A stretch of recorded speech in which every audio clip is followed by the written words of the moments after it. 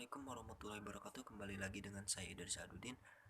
Sekarang di sini saya akan sedikit menjelaskan tentang konsep psikologi diagnostik. Mungkin teman-teman juga udah pada tahu apa itu tentang psikologi ya. Sedikit mengulas tentang psikologi. Psikologi itu adalah salah satu bidang ilmu pengetahuan dan ilmu terapan yang dimana di situ mempelajari tentang eh, perilaku, konsep eh, fungsi mental manusia, terus proses mental manusia, dan tentunya dengan cara yang ilmiah.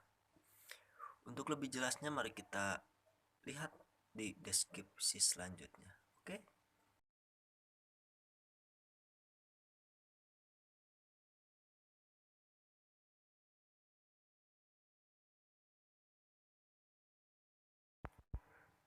Sejarah psikologi diagnostik.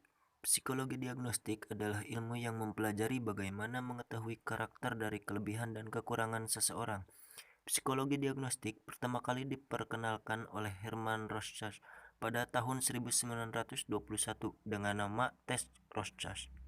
Oke, selanjutnya adalah cara kerja psikologi diagnostik. Yang pertama adalah fisiognomi. Fisiognomi adalah salah satu cara kerja dari psikologi diagnostik dengan cara menggunakan wajah sebagai gambaran yang akan diteliti. Cara ini bisa dibilang gampang karena tidak memerlukan alat khusus dan waktu untuk membaca karakter seseorang. Cara ini juga tidak perlu bertatap muka langsung dan dapat dilakukan melalui foto saja. Oke, selanjutnya ada kraniologi. Dalam pemeriksaan psikologi diagnostik dapat dilakukan dengan cara kraniologi. Cara kerja kraniologi ini dengan menggunakan cara kerja tengkorak yang ada dalam kepala. Cara ini juga memerlukan alat medis untuk mengetahui ukuran dan perbandingan tengkorak seseorang dengan yang lainnya. Yang selanjutnya ada grafologi. Cara ini bekerja dengan menggunakan tulisan tangan. Biasanya tulisan tangan berhubungan dengan karakter seseorang, baik itu kelebihan maupun kekurangannya. Dan cara ini termasuk simpel juga karena kita hanya melihat tulisan tangan saja. Selanjutnya adalah wawancara. Wawancara adalah percakapan antara dua orang atau lebih dan berlangsung antara narasumber dan pewawancara. Di sana Anda akan melihat bentuk individu mulai dari cara duduk, cara bicara, intonasi, dan lain-lainnya.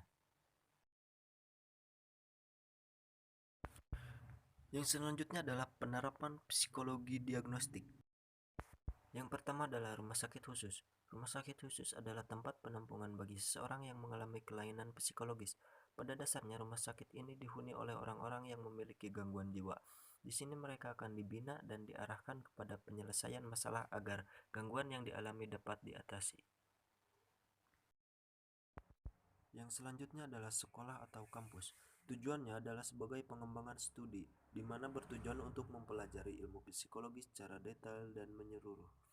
Pengembangan studi psikologi ini sangat penting mengingat semakin banyaknya orang-orang yang mengalami gangguan jiwa akibat tekanan hidup yang dialami. Selanjutnya adalah laboratorium. Laboratorium dalam penerapan psikologi diagnostik bertujuan untuk mengembangkan ilmu psikologi dengan baik. Semakin hari ilmu harus dikembangkan untuk mengetahui pembahasan yang sebelumnya tidak diketahui. Pembahasan selanjutnya adalah manfaat psikologi diagnostik. Yang pertama adalah meneliti kelebihan individu. Setiap individu memiliki kelebihan-kelebihan yang terdapat di dalam diri mereka masing-masing dan terkadang dapat dikenali oleh dirinya sendiri ataupun orang lain. Beberapa kelebihan tertentu memerlukan serangkaian tes untuk mengetahuinya, karena kelebihan yang dimiliki kadang tidak begitu nampak. Yang kedua adalah mengetahui titik kelemahan.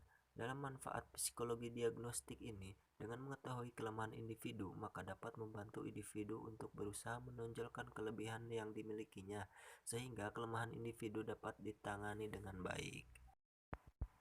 Yang ketiga, membantu meningkatkan potensi. Mengetahui kelebihan sejalan dengan berusaha mengoptimalkan kepribadian atau potensi yang dimiliki. Potensi setiap individu berbeda-beda dan diperlukan serangkaian pemeriksaan untuk mengetahui potensi yang dimiliki. Yang selanjutnya membahas profesi untuk psikologi diagnostik. Apa saja itu? Lihat di sini. Yang pertama ada psikolog. Psikolog adalah salah satu jenis pekerjaan yang berhubungan dengan upaya pemberian penyuluhan dan penanganan bagi orang yang mengalami gangguan jiwa. Peran psikolog hanya sebagai tempat konsultasi pasien yang memiliki masalah. Yang selanjutnya ada psikiater. Perannya hampir sama dengan psikolog, namun seorang psikiater memiliki kelebihan berupa dapat memberikan obat bagi pasien jika dirasakan pasien memerlukan obat-obatan tersebut.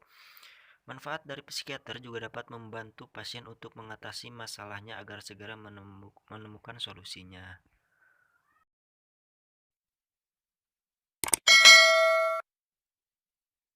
Oke, mungkin segitu saja video dari saya. Mohon maaf bila masih banyak kekurangannya.